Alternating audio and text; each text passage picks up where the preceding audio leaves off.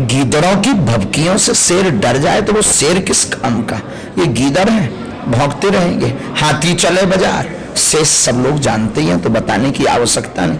उनका अपना काम है, हम अपना काम करते रहेंगे, बढ़ते रहेंगे। कुछ बात है कि हस्ती मिटती नहीं हमारी, सदियों रहा है दुश्मन दौरे जहां हमारा। एक 27 साल के नौजवान की जब हिंदुत्व के लिए, सनातन धर्म के लिए जुबां खुलती है तो देश में हलचल सी हो जाती है।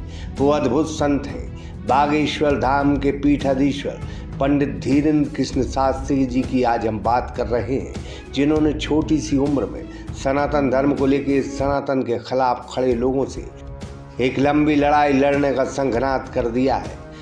बस यही अदा उन्हें देश में लोकप्रिय बना गई। कमज़ोर आर्थिक स्थिति में पला बड़ा और जिंदगानी के तमाम पहेलियों से जूझता यह संत आज हिंदुत्व का दुर्लभ तारा बन गया है, जिसे लोग अपार प्रेम, स्नेह और मोहब्बत करते हैं। तो सागर एक्सप्रेस न्यूज़ से धीरेन्द्र कृष्ण शास्त्री ने क्या कहा, जरा आप ही सुनिए, वो भी हमारे चैनल के साथ एक एक्सक्लूसिव इंटरव्यू में। रामचरितमानस में एक चौपाई है कि नाना पुराण निगमा गम सम्मतम यद रामायणे निगदितम कुछ तन्न तोपी शांता सुखाय तुलसी रघुनाथ गाथा भाषा निपद्य नदमिन जुल्मा तनोती। तमाम भाषाएं हैं, तमाम बोली है, तमाम जुबानें हैं, लेकिन हिंदुस्तान की धरती पर 27 साल के नौजवान ने जो हिंदुस्तान के हिंदुत्व का दिल जीता है, उनको प्यार से लोग बागेश्वर धाम के पीठाधीश्वर पंडित धीरेन्द्र कृष्ण शास्त्री जी कहते हैं।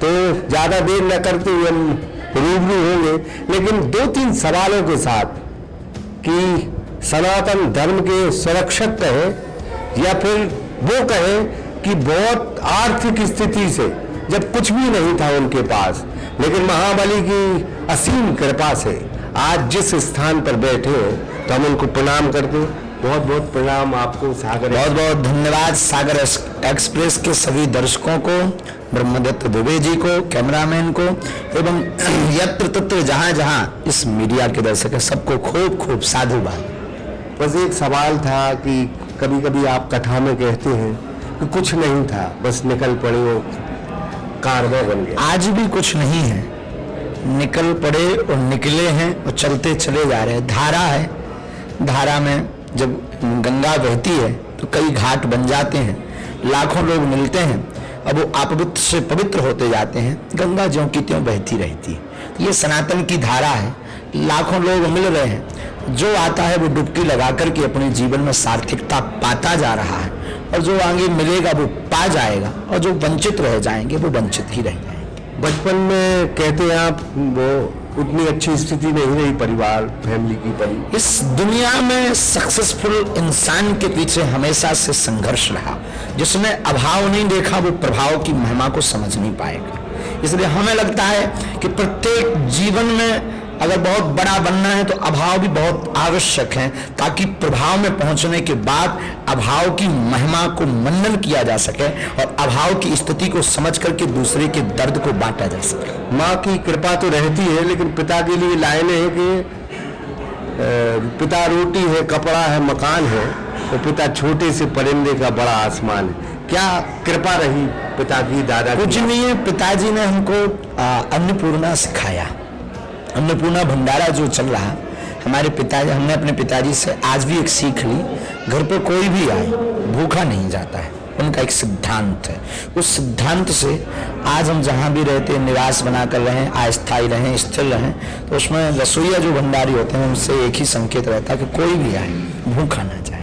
तो हमारे जीवन में माता पिता दोनों का ही महत्व है और दोनों की तुलना की नहीं जा सकती है।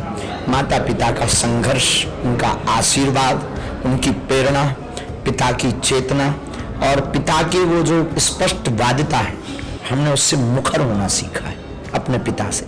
बाप आखिर बाप होता है, वो अभाव में जरूर रहे लेकिन उन्होंने स्पष्ट वादिता नहीं छोड़ी, उन्होंने किसी के सामने वो झुके नहीं परमात्मा के अलावा। वही चीज हमने अपने बाप से सीखी।